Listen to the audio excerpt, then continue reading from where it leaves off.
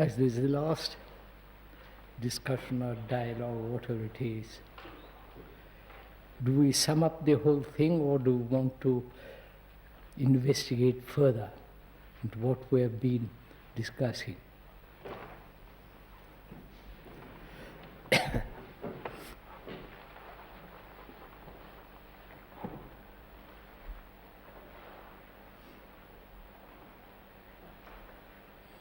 No answer. Could we investigate further? What's that? Could we investigate further, please? Could we investigate further?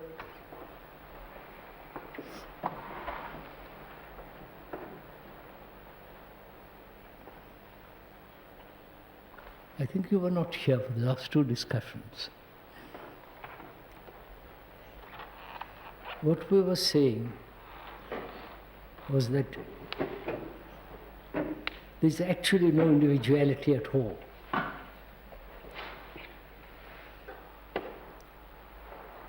And when the individuality is understood, its nature and its activities and its institutions,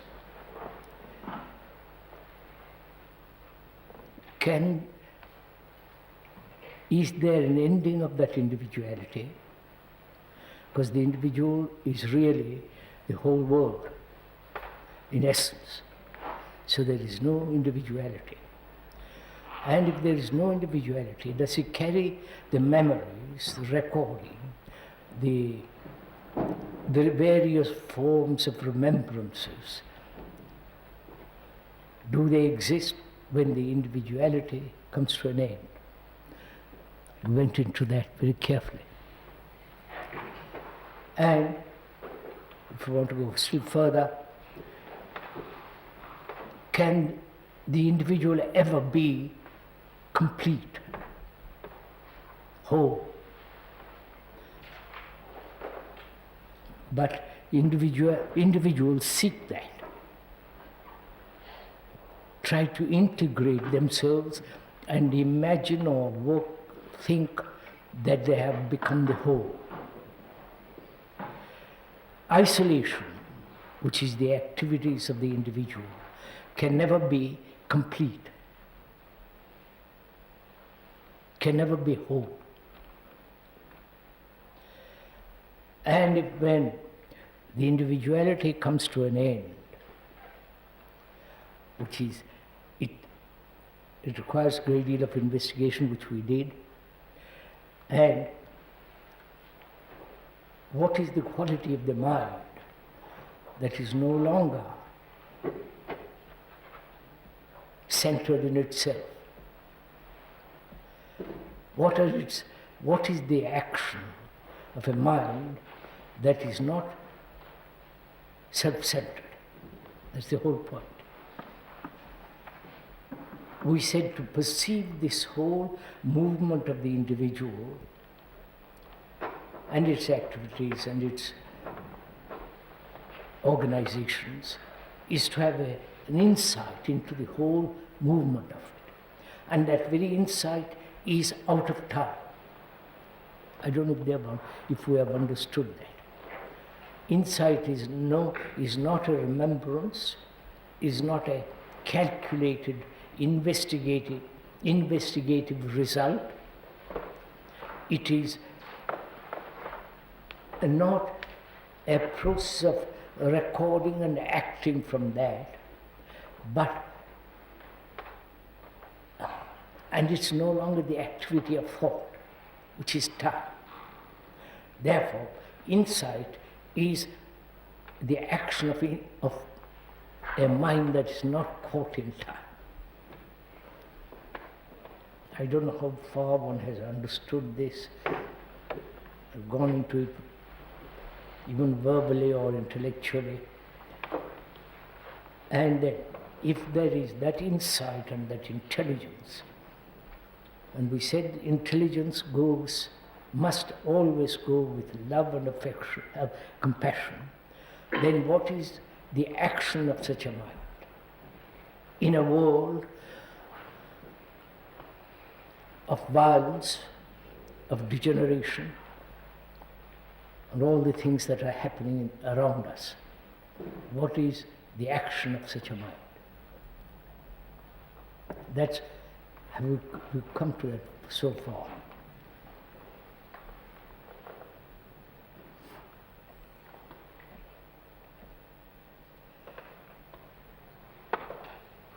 And we also said, is there an action in which thought as the actor, is there an action without the actor? I don't know if you...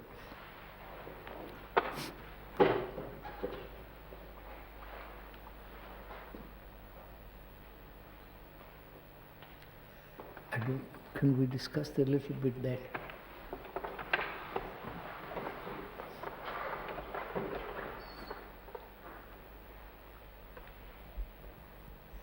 The actor is the observer.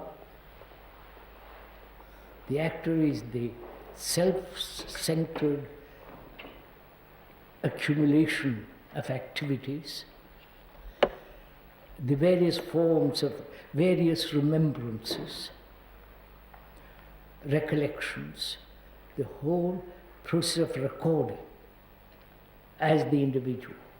And from that we have acted.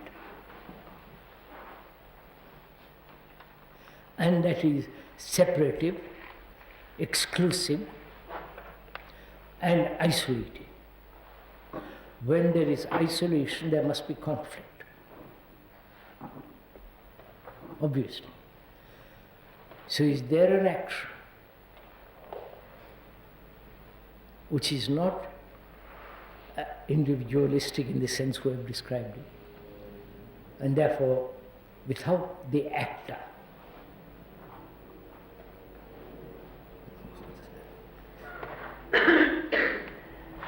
All this may sound rather intellectual, verbal, and perhaps nonsensical, but if one examines very closely and really earnestly and goes into it deeply, it is not.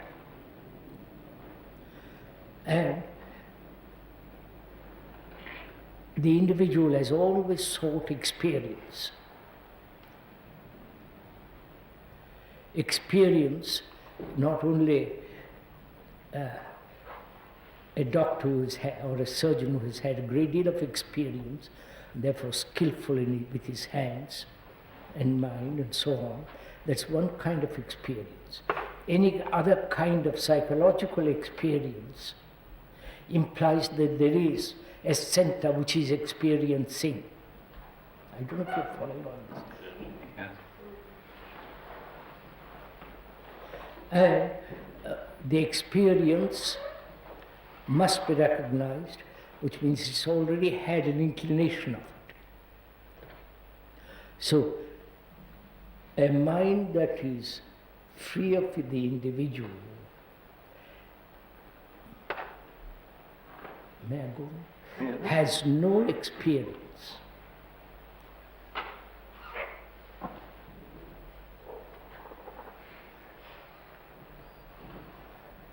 Won't somebody catch me up this? Because it's experience that stabilizes the sense of individuality. No, so look, experience as a good driver, as an engineer, as a skillful surgeon, a carpenter, he has accumulated a great deal of knowledge, and according to that knowledge, he skillfully acts, performs. And that's one kind of experience. The so-called spiritual experience, the word spiritual I don't like to use, the so-called psychological experiences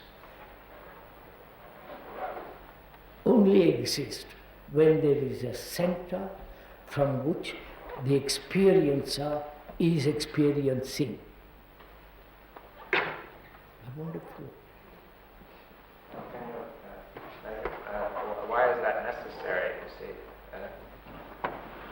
necessary to have this center?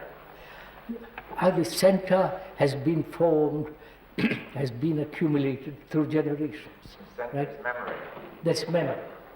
That is the tradition, the the various impressions, pressures, all that has created the center. The memory of all the pain and pleasure. Memory involves pain and pleasure, obviously, which we talked about the other day. So I'm saying, sir, asking, we always sought mystical experiences, right? So-called spiritual experiences, something more than the ordinary sensory, self-limiting experiences. Something more. I question that whole mystical search and experience. Well, if it's not an experience, if it's not an experience, then how do you distinguish it? Let's just take.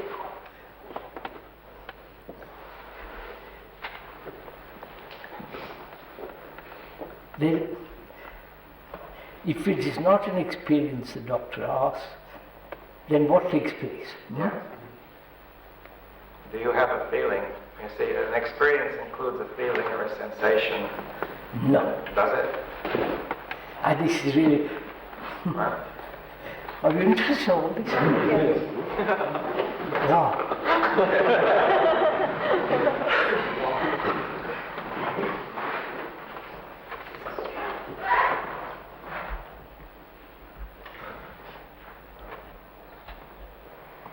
So we've had a good kind of experience, right? I didn't get that. We have had different kinds of experiences. Yes. Sensory, emotional, romantic, experience of so-called love, intellectual, all that.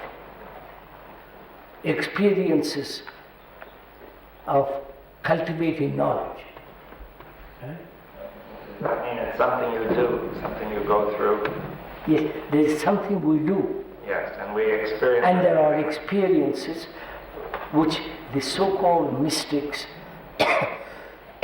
have. Right? Well, what do they experience? What do they claim to experience? I don't think it's an experience. But they say it. Some people say it. I know some people say it is an experience.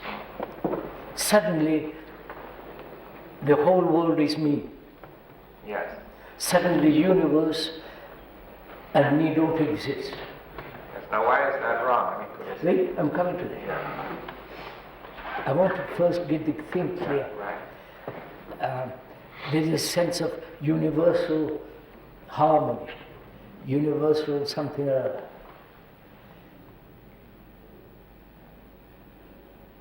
That means there is a recording taking place.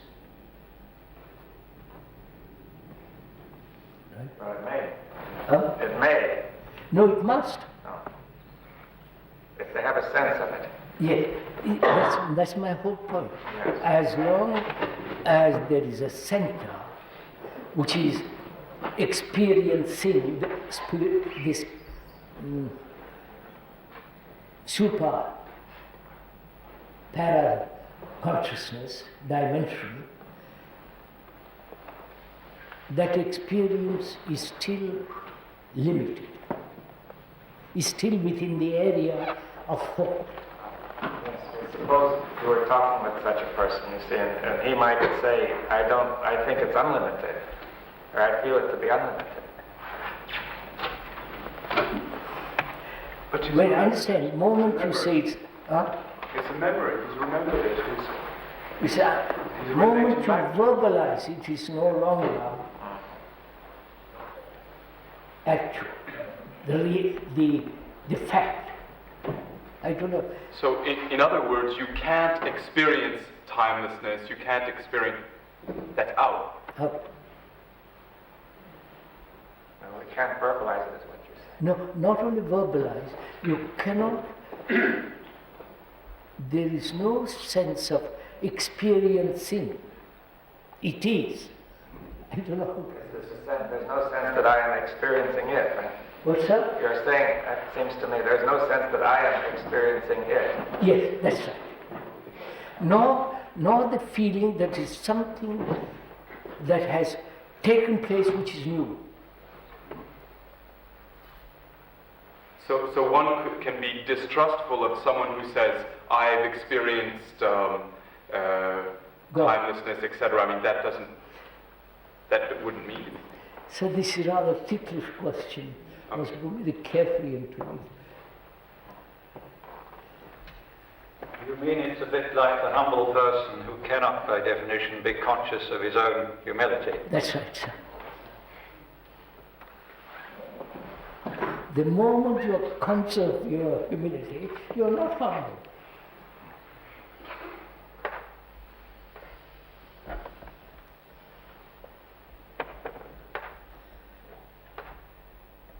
Say all the saints throughout the world, recognized and unrecognized, have stated, I've met several of them, have stated that they have realized, or as they call it, self-realized, or that they are enlightened. I think those statements contain an element of vanity. Sorry. Then there's a question, say, how, suppose there's one who is truly enlightened, how is he to communicate this? How will you distinguish those two cases? Now, wait a minute, sir. How will you communicate to me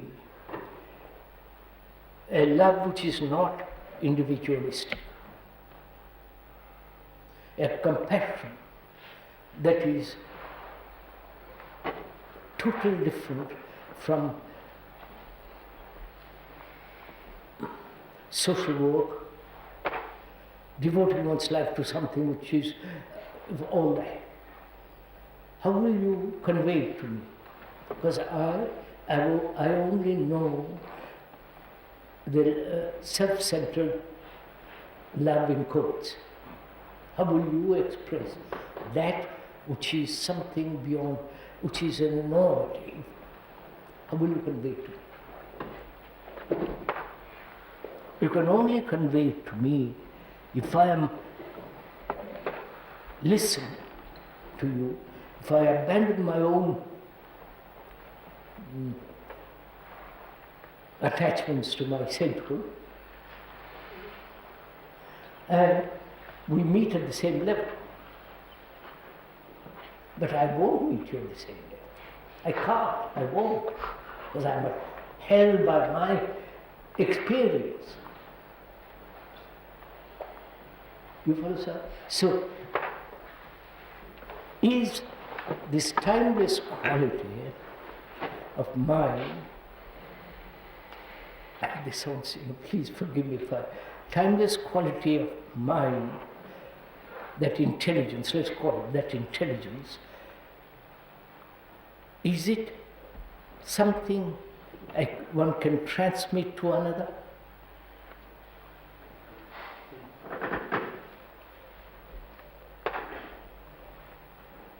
Well, as you're saying, it seems the other could only listen. What's that? The other could listen to it. For you that intelligence is a fact. Yes. How will you convey it to me? You can verbalize it, you can say it is not this, it is not that, or it is this, it is that, but you can't, the essence of it, the quality of it, the beauty of it, the potency of it, you can't give it to me. Well, what is he to do? Therefore, I'm coming to that, sir. What is my relationship to him? And he to you? He has a relationship. I have no relationship.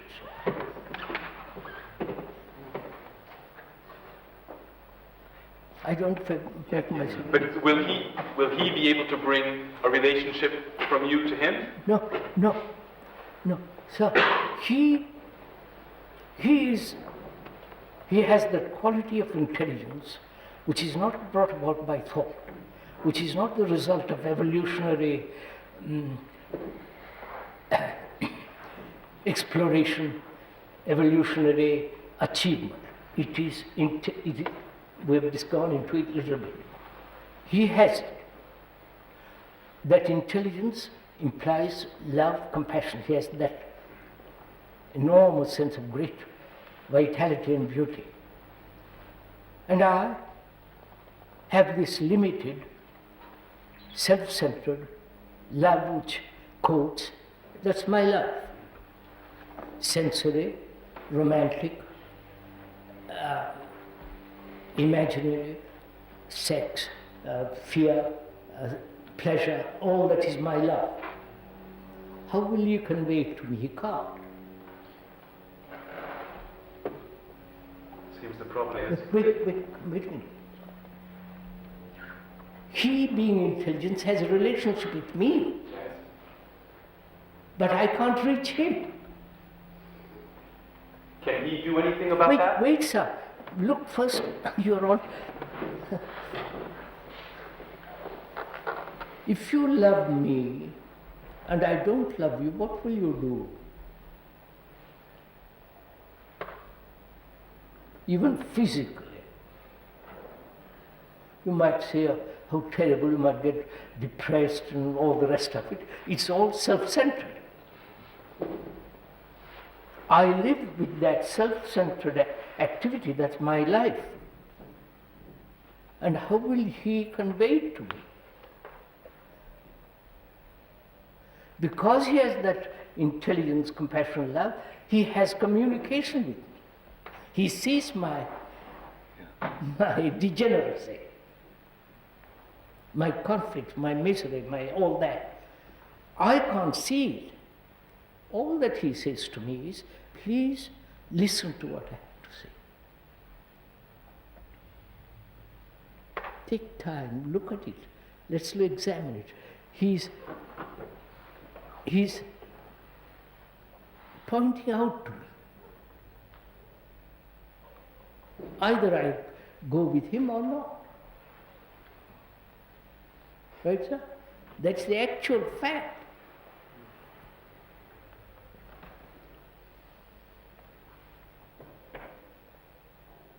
So what? So experience in that sense, let's be clear. Experience in driving a car, building an architect who's got a great deal of experience, skill and all that. That's one kind of experience. Is there any other kind of experience? Sir, can we clarify that point? I think the distinction between the functional experience, the distinction between the functional experience, the engineer, yes, that seems fairly clear at first. But there seems to be a subtle problem there, because the engineer may have some conception that he is doing something worthwhile. So there is a psychological attachment to I it. didn't quite follow that. Well, The skill may also have a psychological component. In other words, he's proud of being an engineer. Huh? He may be proud of being an engineer. So that's the psychological component. Of course.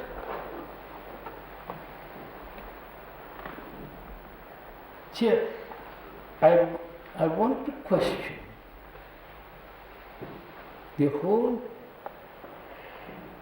concept or the whole idea that truth can be experienced, illumination can be experienced. You follow that? How if we could make it more clear, what do we actually mean by an experience? What happens when you experience something? What happens when you experience what? Knowledge? Well, anything that could be, you could experience pleasure, or experience a sunset, you could experience it. Wait, what happens when you experience? Something. No, wait, no, not something. No, I mean, I'm adding No, that. when you experience, and what happens is insight and experience. Right? We could say no. Right? Obviously not. Right, sir? Because that is the having an immediate insight into it, into something, into a whole nature of whatever it is immediate and timeless.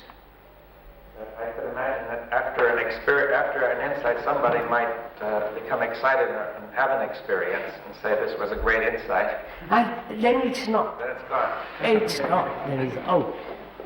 So are you saying that experience implies a center and insight implies no center? No center.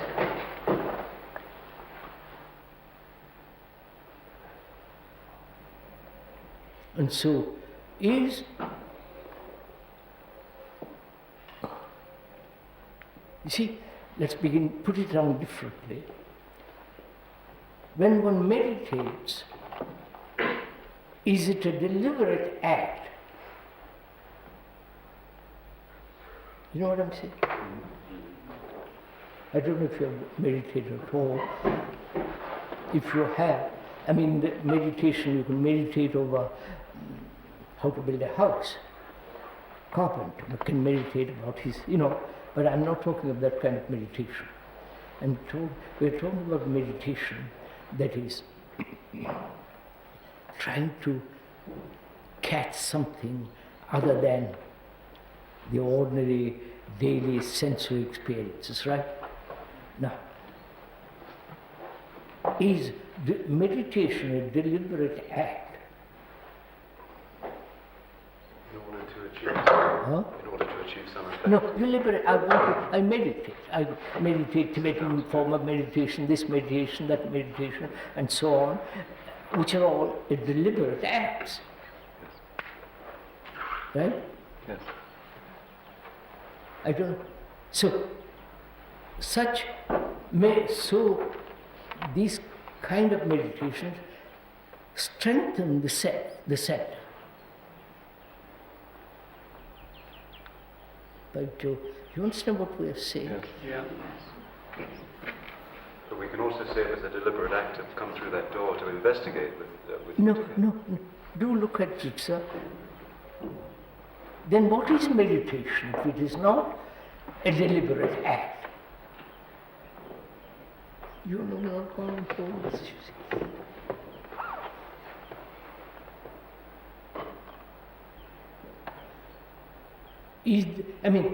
Conscious meditation, taking a posture, certain posture, breathing carefully, concentrating, controlling, exercising one's will and determination, all that is self-centered movement to achieve a result. Right? And the result is already predetermined.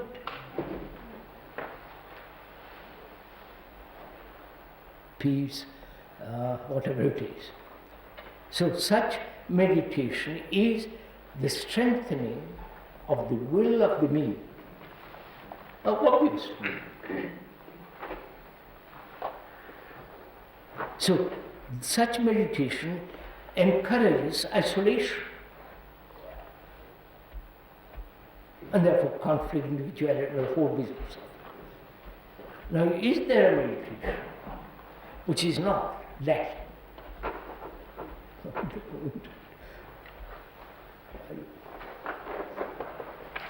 So,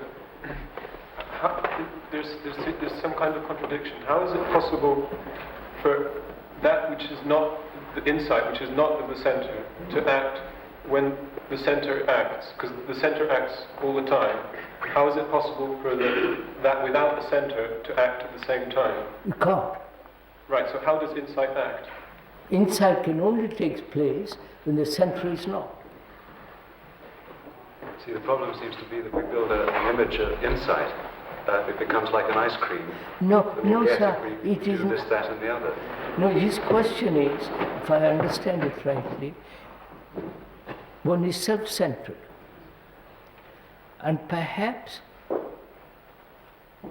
a moment of not being self-centered, or being self-centered and putting that aside for the time being, and observing, and perhaps an insight takes place.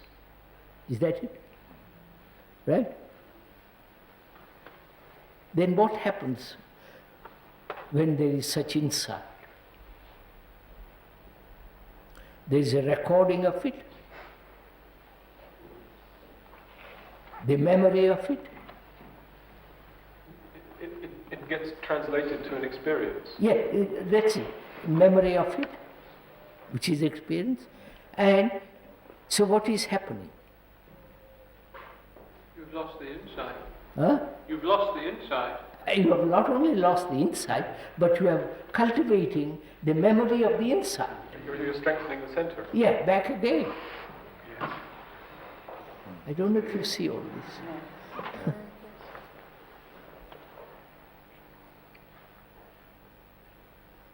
So how is one not to strengthen the center? Huh? How is one not to strengthen the center?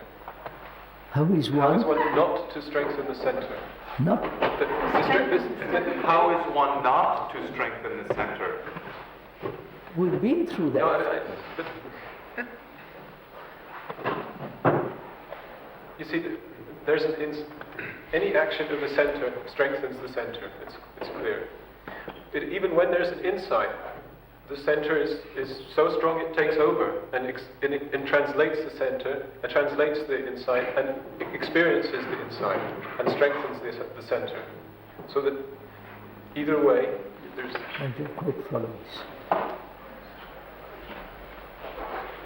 Yes. Would you tell me? Well, I think he's basically saying, how is one to weaken the strength of the center? How one? How does one dissolve the center? I think that's what... Is that it? No, that's too far. What I said was, if there's no insight, then the center continues its own way, strengthening itself. But even if there is an insight, the center is so strong that it Absorbs experiences the insight and also therefore continues to strengthen itself. That's right. So there's no escape from this. It seems like a closed circle. Yes. So you cannot have insight if there is self-centeredness. Right? Yeah. You cannot have it. So whatever you have, that is not insight. The self is there at all. We went into it, sir. Insight implies no recollection. It is not the result of argument, dialectical approach, opinion against opinion. We said insight is immediate perception. It has nothing whatever to do with thought, right? With time. Is that clear? Now, but that may happen to one occasionally. And thought takes it over as an experience, remembers it, and goes after it. Say, I must have more of insight. Then it's no longer insight. Right? Are you saying, can insight and self-centeredness exist at the same time or at different times? Is that you're asking? Well, he's saying it seems like there's no escape if there is an insight and the center takes over, Look, then we are back in the same. we have discussed this, that as long as there is self-centered activity going on, you may have occasional insight into something, but that will not bring about a radical elimination of the center. So, But he's saying, sir, that if one has an insight, and then the centre comes in to make its takeover bid, is there some action which can, in a sense, prevent? Or maybe a better question is, why is the insight, why does the center take over the insight? why does the center take over inside? Yeah. Why? Go into yourself. Why? It's automatic. But the whole essence of my action is the center. Yeah. And so that it's like a tremendous wave swallowing a little an action which you call insight for the moment. Right. Well, the centre does that because it thinks it's its business. Yeah, Is there some... we know all that, but I can go on for 50 years having little insights, and the centre continues to strengthen itself and so on. And it's Are you asking, sir? Let's forget about the insight for the moment. Is it possible to eliminate the center? yeah, of course. That is the real question. That's our job. Huh? That appears to me as our job, is how can we end self-centered activity? That's, Nothing about the other business at all. But I'm not sure if that question is really an impossible question. I mean, it's really a question that you can't. And I'm not sure if that approaches asking that question approaches the answer of the question. I'm not sure if that does. If I ask that question, I agree it's a good question, but I'm not sure whether it approaches the answer of the question by asking that question. Do you see what I mean? Because when you say how can you eliminate self-centered activity, you say that insight brings about this elimination. no, I did not say that. No, never said that. Oh, for God's sake, what's that? I'm a bit confused about this insight. I think I can see something by thinking about humility. I mean, humility is a state of being. Yes, sir. Out of this state of being, so to speak, obviously the humble person acts. But, as you say, the humble person, I mean, is not conscious of their own humility, or they would just be a fraud. Now, I can follow this, but if one considers the example of an insight in the case of scientific work, then that insight is followed by thoughts, and one has some consciousness. Well, one's conscious of the fact that one was thinking one way before the insight and another way after. That's it. What has happened there? Well, you might say you're in a different state of being. Which is what? Your whole way of thinking has been transformed with regard to that particular thing. Yes. Right? Yes. Now, we want to know if there is such an action as insight which will totally eliminate the self-centered activity. So that my brain, my thinking is entirely different. Fundamental psychological insight. Yes. So that even my brain cells are changed. So I'm confused for the moment, if you don't mind me saying so. Are you now saying that we want to know if there is this psychological insight that will end self-centered activity Is that what you just said? Yes, sir. That's what the question between Professor Wilkins and myself was. Is there an insight into the whole psychological movement of the center?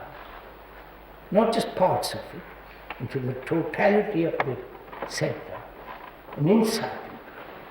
And therefore, as he pointed out, scientifically you see something and it's wrong and your whole mind has changed. See, my concern is, if that is so, I'm going to look for it. What? My concern is, if that is so, then I'm going to start looking for it. No. And where am I going to look for No, I'm not looking for it. That's what we eliminated the idea of looking for a result, looking for an experience, and so on. Question is very simple. So question is, which is there an insight into the whole psychological self-centered activity that will put an end to them? But if there is this insight, it cannot come from the self-centeredness. No, it cannot. Where does it come?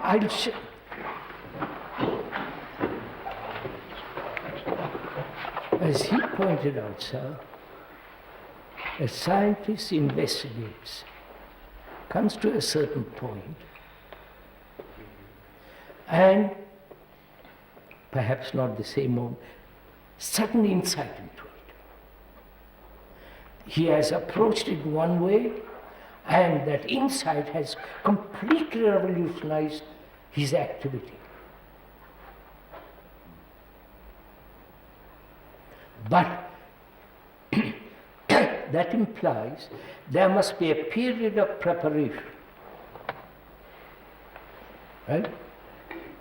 Period of examination, analysis, whatever it is. And as you are analyzing, exploring, investigating, there is a moment when you stop exploring, and perhaps next day or a little later, there is a sudden insight into the whole of it, which means that there must be a period of preparation, call it, of evolution, growth, coming to it. So it seems that this is a very tricky place, because when we're taking a journey, we take a map of the place that we think where we're going. Yes, sir, yes, but sir. here we're talking about taking a map of where we are, not where we think we're going. It seems the problem is that we build an image of where we think we're going, and that becomes a very inviting place that we think we're moving towards. No, but I'm not. I'm not thinking about where I'm. Where You may not be, sir. No, but it seems no, that we you are. not. Sir, you not quite follow what we're saying. Please, just follow what he's saying, sir. He said, the professor said, I've been investigating along a certain line. Which means he has spent some days, weeks, months, years along there, on that road. And suddenly, next day or a few minutes later, there is an insight into the whole of it, and his way of thinking, looking, observing, is in a totally different direction. Right? Would it help to use his map idea? He's been poring over this map, tracing all sorts Yes, of possible that's right. paths, and then suddenly Yes, the the map's same gone. thing, same thing. That means a period of preparation, period of investigation, a period of examination, right?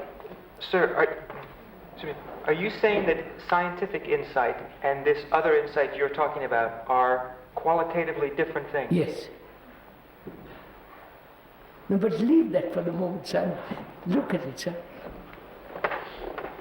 Is insight to be prepared, for insight to take place, must there be a preparation to come to it? I don't think the scientist could attempt to prepare for insight either. I know. That would defeat its own purpose. And I think that he becomes puzzled. At a certain point, he feels it isn't making sense, and therefore the thinking has to stop. As he goes for a walk in the country and forgets all about his problem. And then suddenly. That means you haven't answered my question. That means you have been thinking, working, analyzing, observing for a year, whatever, few days, and there's certain insight, right? I'm asking, does insight need preparation? You follow me? Well, in some sense, we have been also working here. You see, you could say people have been working. But insight doesn't take place. I didn't hear that. I did a wrong approach. When one says that preparation does not lead to insight, it isn't a progression, but a certain amount of work, some kind, has to be done. Maria, all that implies preparation. Yes, but as the scientist... Yes, I know. All that implies previous activity. Well, is there a difference between the notion that the previous activity inevitably leads to a point called insight, of course not. which we see as not I can so? prepare doing the wrong things, playing the wrong note all the time, and then hoping to be a great pianist. And it's impossible. But are you suggesting that a mind would suddenly come to insight for reasons unexplained at the moment without having given attention to these things, without having investigated oneself, without attention, without self-awareness? It wouldn't just come out You of see, the blue. I feel preparation has nothing to do with insight. Preparation, analysis, examination, observing, taking all that. I don't think insight comes out of that. But you spent a lot of time describing the observation that the mind must go through of its self-centeredness, and at a certain realization of that, then perhaps that stops. And into that, insight may or may not come. If I prepare, I'm using the word prepare, which you now understand. I'm using the word prepare. Is preparation a means to investigation, to insight? Can't be. No. No, wait. And certain preparation, you are saying, is necessary,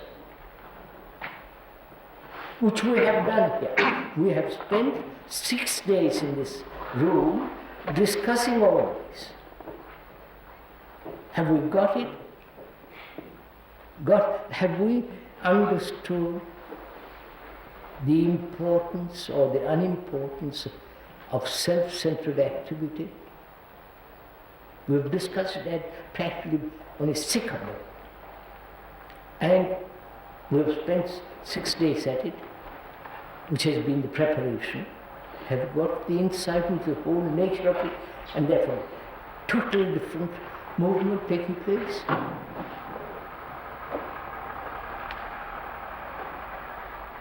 seems to me that is a separate question. It may or may not have happened to people. But if you are saying that the insight, we have been leading up to the insight, that inevitably insight has to occur if we have followed and given attention, then it would seem to me that is a method. But if you are saying that certain attention has to be given to what goes on in the mind at a very profound level, before there's any possibility of it. Is it our minds are not quick enough? quick to grab something immediately?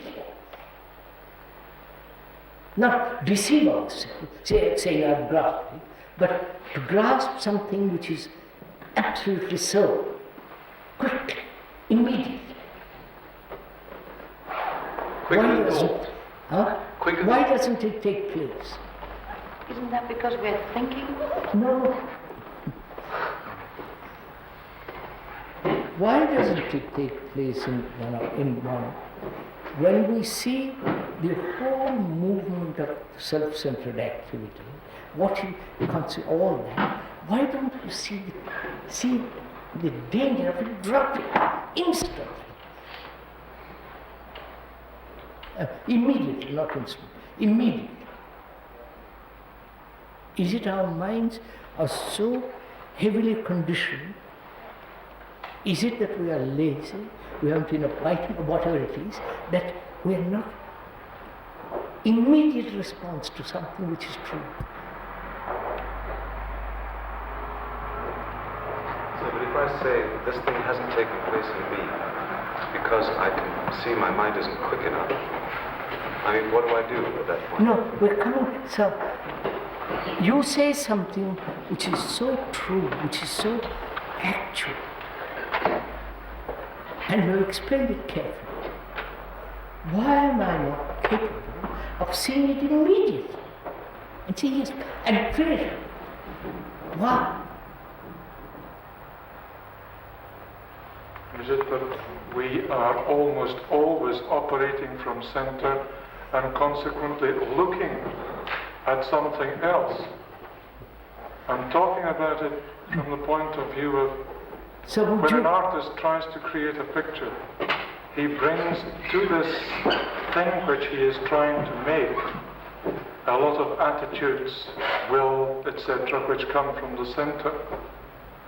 And in the conjunction of effort, will, etc., he is very often blinded to the... So, why isn't there in you the immediate response? Obviously the mind is dull and lazy. Huh? Obviously the mind is dull and lazy, that's why there is no, there's something deeper than that. You're just talking, just find out, sit quietly for a minute and find out why you, when somebody, Dr. Bormann, Professor Wilkins, says something which is absolutely true, you don't jump and say, yes, I'm with you. It's part of me. Why? There seems to be a deep belief. So do listen to the questions and find out for yourself.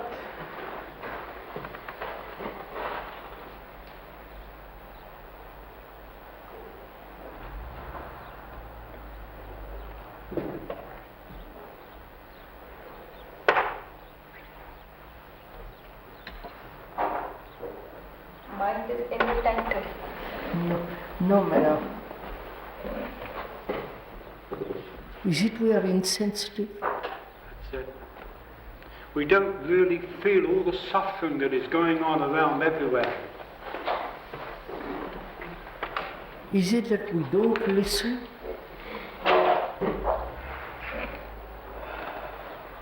Is it we are taking a posture, a position, a certain concept and hold on to it?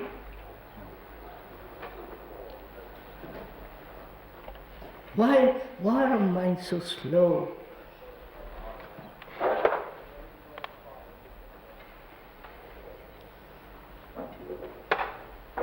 Is it where minds are have become so mechanical? See, you don't find out.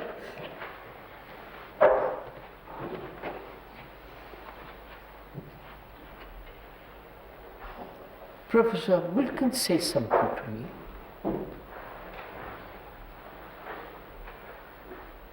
And I listen. And I say, quite right, sir, it is so. And it implies that my mind is not attached to anything. And that attachment makes my mind dull. It's like being anchored and trying to explore the universe. So your mind is free to listen, in other words. I'm asking you, sir, why doesn't your mind respond immediately to danger? You do physical danger, there's immediate response.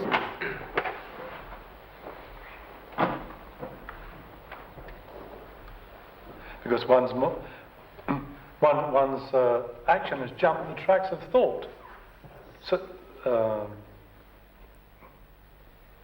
Sir, don't you want to find out for yourself why don't you respond so completely as to when there's physical danger? Why you don't respond to psychological danger immediately?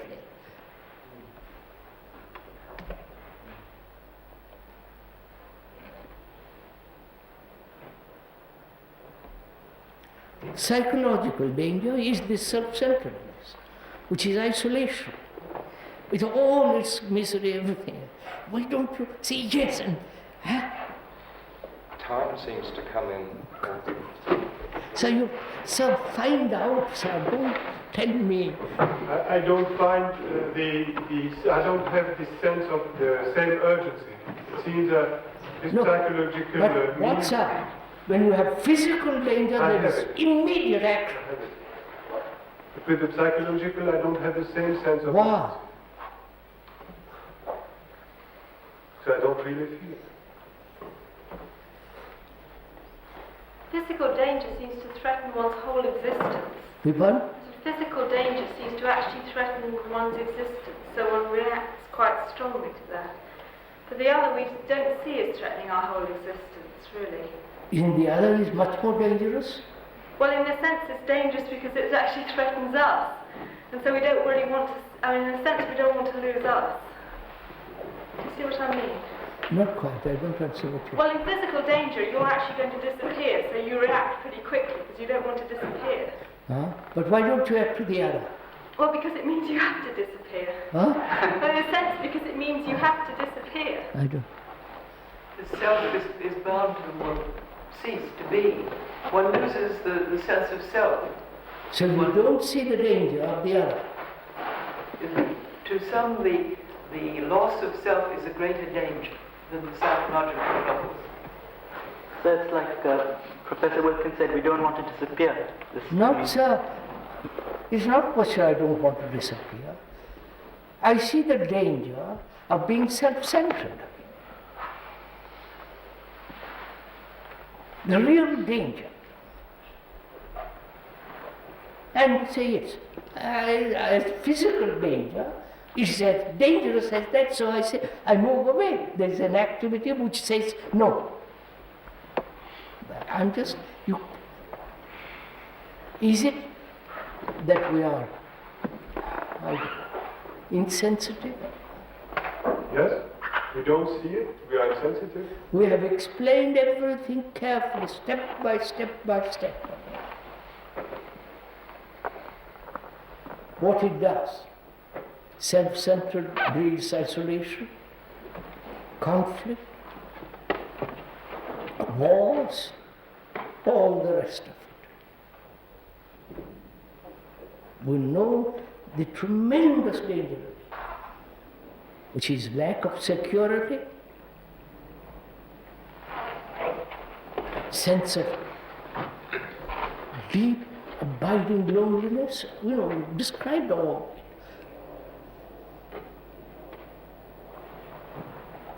But we've got used to this, whereas the physical danger you mentioned gives one a shock and breaks the continuity. Yes. Whereas in this other thing, we're just trapped in this continuity.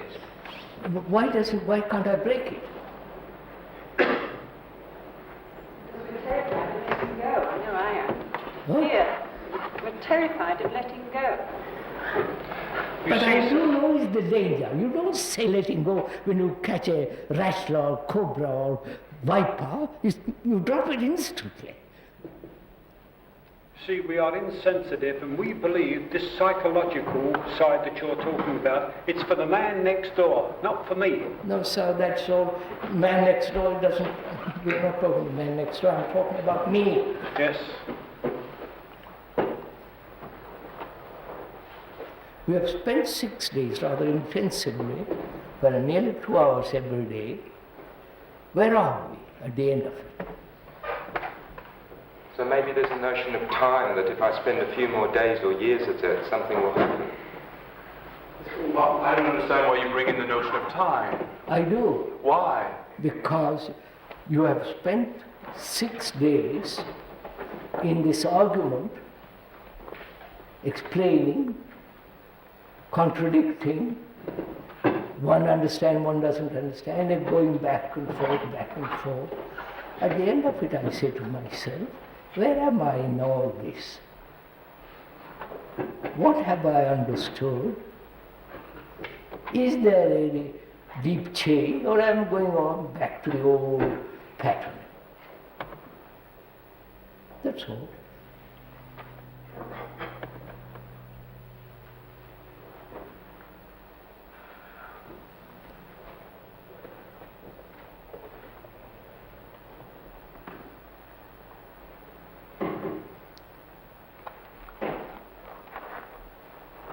So what will make us change?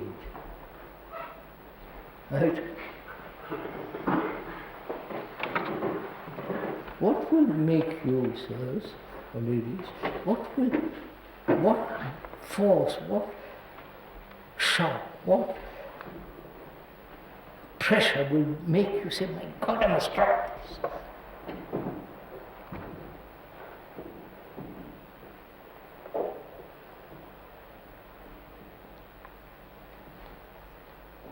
Love apparently doesn't, right?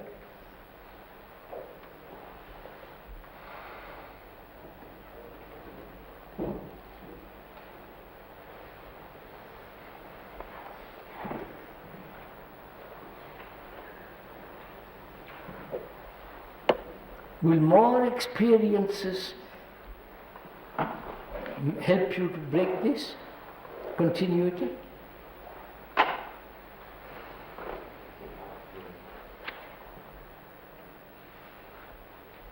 Huh?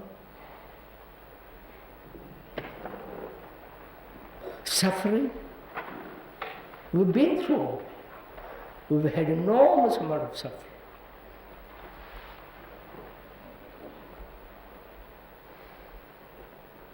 Enormous sense of pleasure. And yet we go on day after day, the same pattern, the same way of thinking, looking, observing. Huh?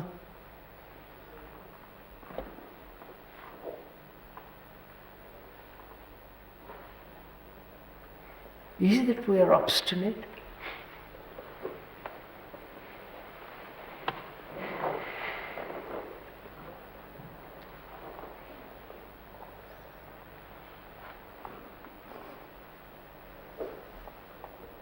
Sir, implied in many of your questions is that we are unwilling to change. And implied in many of the answers that we give is that we are unable to change. Now, is it one or the other, or both? Don't ever say unable. But that's what we say in different ways. I mean, it's no question. When you want to do something, you have capacity. You didn't know anything about all this videotape business. You said, you learnt it. You wanted to do it. But if you say, I can't do it, sit back, then it's... But that's a different kind of learning. But isn't it a different kind of learning, as Mrs. Cadogan says? What? It's a different kind of learning if Scott wants to learn about the video, because that is known, it's there in human experience. You are talking to us. We are feeling a movement towards something which is unknown. We're back in the problem of the conditioned mind listening to something which is unconditioned. And although you say we are not unable, there are moments when, as Scott suggests, it seems that unable rather than unwilling. Can you say more that comes from this unconditioned? Can we connect? Is it unwilling or unable? That's one question, isn't it? Yes. Am I unwilling?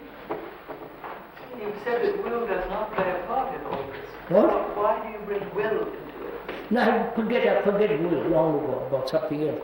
Meditation about You it. say if we're unwilling. No, he said that. He used it. Well, not yes, I don't want to bring in will. It's a question of if I can, why don't I? Why am I holding back? Why am I not doing it? Because there seems a great intensity in this room. A great intensity in this room to move away from all this. So it doesn't seem to be an unwillingness. But Or you say we are unable to do it. We may move along up to a point, but beyond that we can't step. Sir, it's like I know how to learn about video. If I want to learn about video, I know how to, but I don't know how to learn about this. So About what? Psychological structure? I don't know how to learn about how. I can learn to understand video. Yes, sir. I can't learn. I don't know how to learn to dissolve the center or. You get it? You don't know how to learn how to dissolve the center? You don't know what to do about the Yeah, I center? don't know what to do. I may want to, Sir, we spent 6 blasted days at this. I understand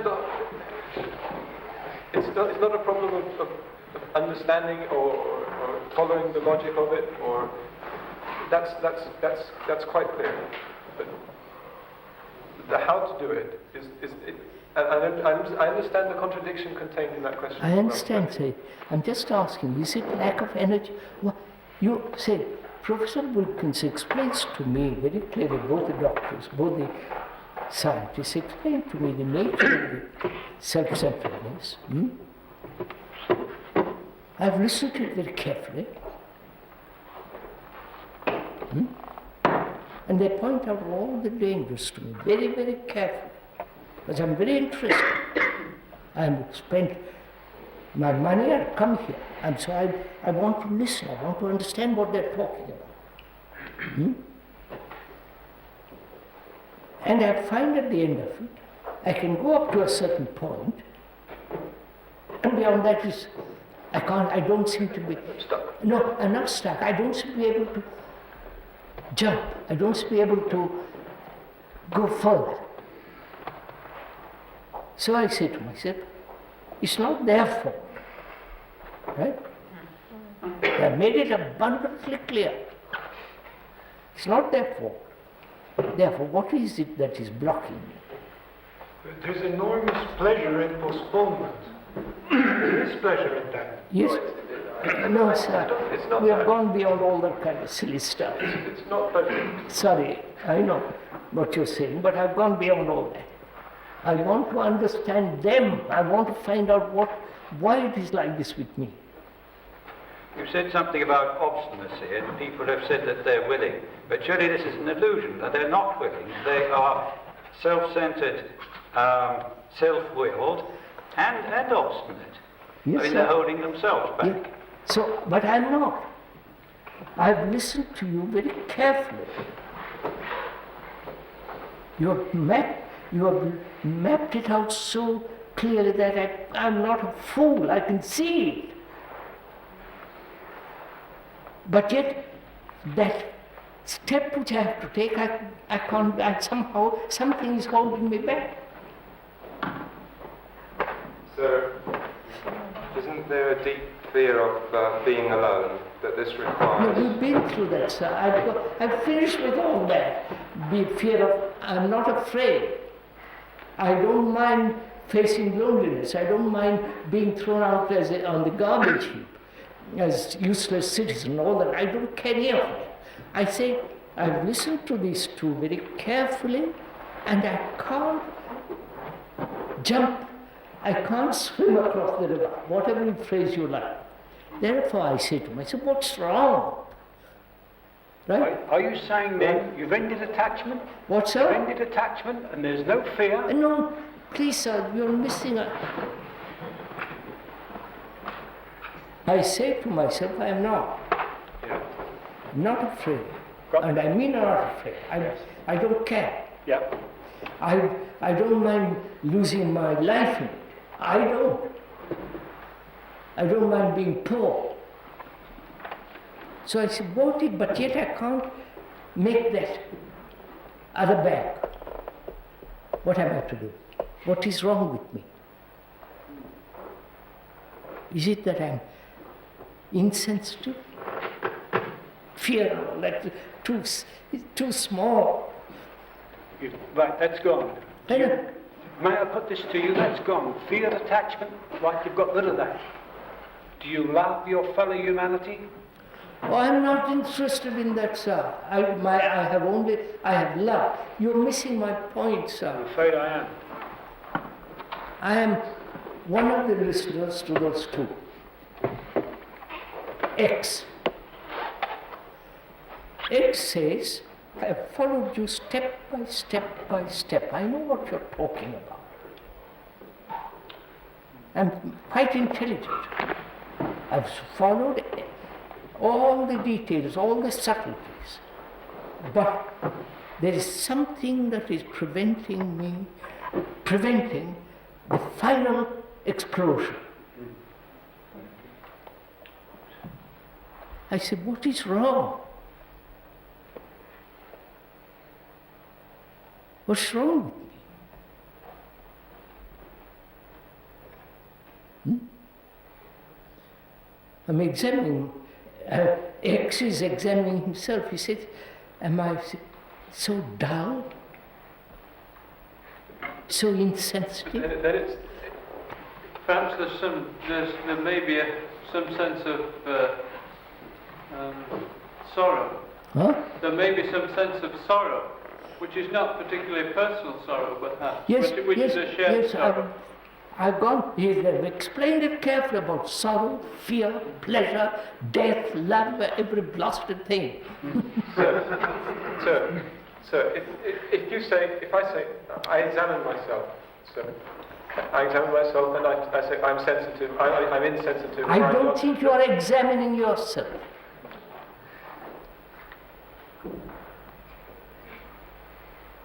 So one is satisfied with explanation. Huh? One is satisfied with explanation. I'm not satisfied with it.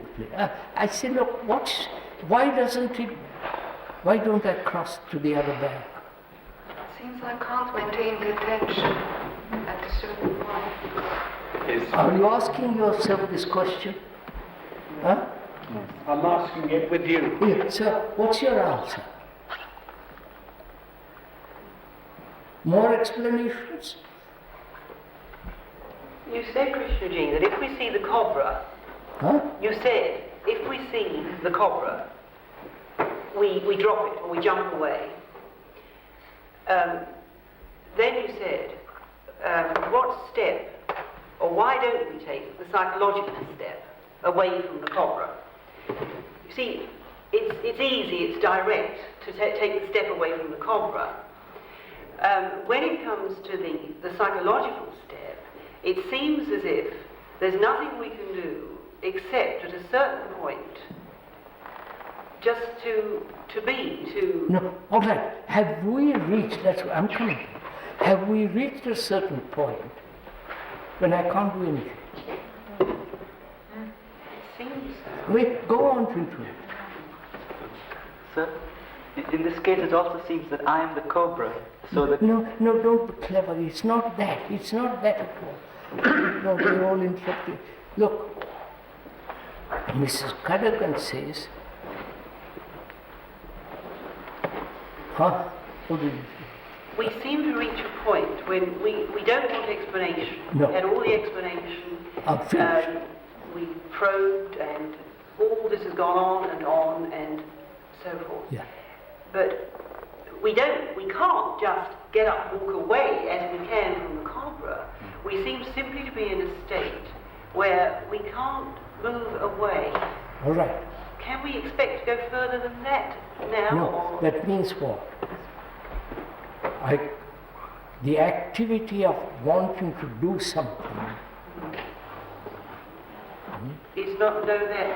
is not there. Yeah. Right? Just see that. Yes.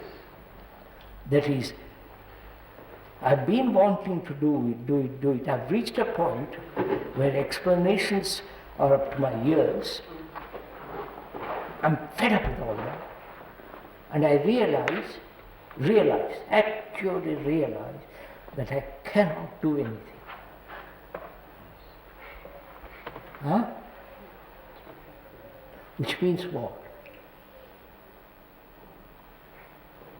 This is not an explanation, which means what? So there's an insight then. No, sir, just look at it, sir. It means I have been doing, following, observing, examining, analyzing, listening, learning, all that. I've come to a point, I said, by Joe, I realize I can't do anything. That's the end of me. I can't move.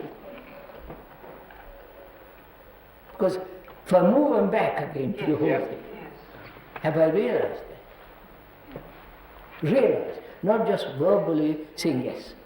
Have I actually seen with my whole being that I can't do a thing?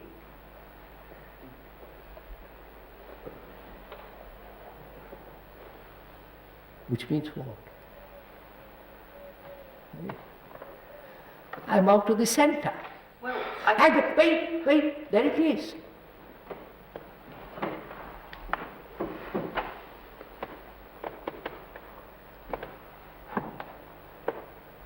When there is the realization, the activity has always been from the center. And the center cannot possibly reach the other goal, other side, other dimension, whatever you like to call it, across the river. This is all right. Finished.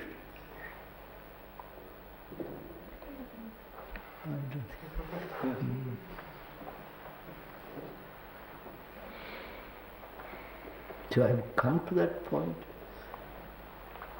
when I realize completely, when the mind realizes completely, there's nothing. I feel, Krishnamurti, here, you've nudged us and pushed us and held us over the precipice. And I feel that we come near to that, but you seem to ask for something, you still seem to ask for almost some step, but you're not. It is that, only that. Yeah.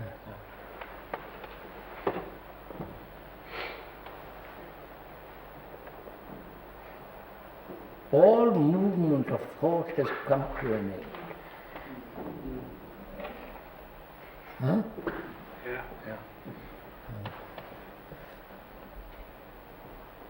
Because thought said, I'll get there, I must do this, I must investigate, I must, etc., and suddenly realize, by Joe,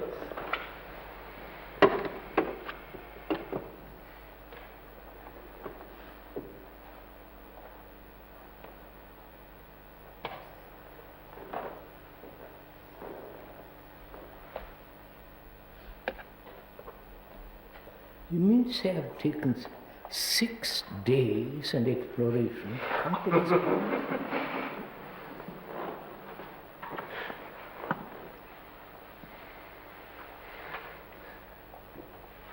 Why couldn't I have seen this the first day?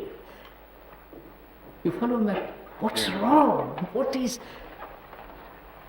But although you imply, the timelessness of this, that it's timeless, it's instant, there seems to be this, something happening through this all working together with you. Can you give us more in the sense that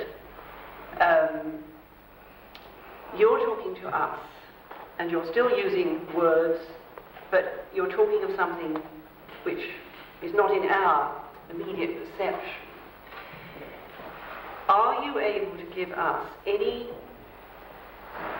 I mean, I'm trying, this is difficult to say, because I know you dismiss memory, but do you not have something you can say to us about the process as it happened in your makeup? Well, I mean, we can only ask. No, I don't want a recipe. we haven't got time for that. We've got 10 minutes. You're talking to us all the time from about this thing. And I just feel that sometimes one would want to ask you this kind of question.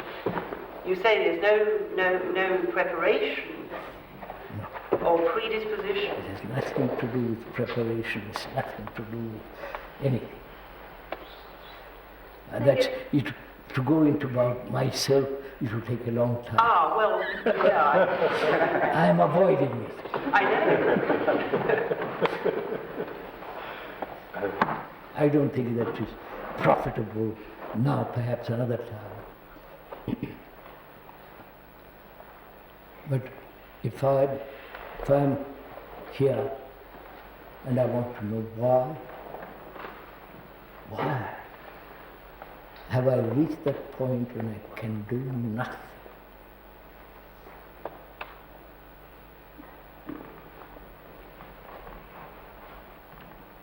That means psychologically nothing. Understand what that means? Not a thing. That means no activity of thought. If I come to that point, actually, I've got it. It's finished. I think we better stop, Dr. Jones.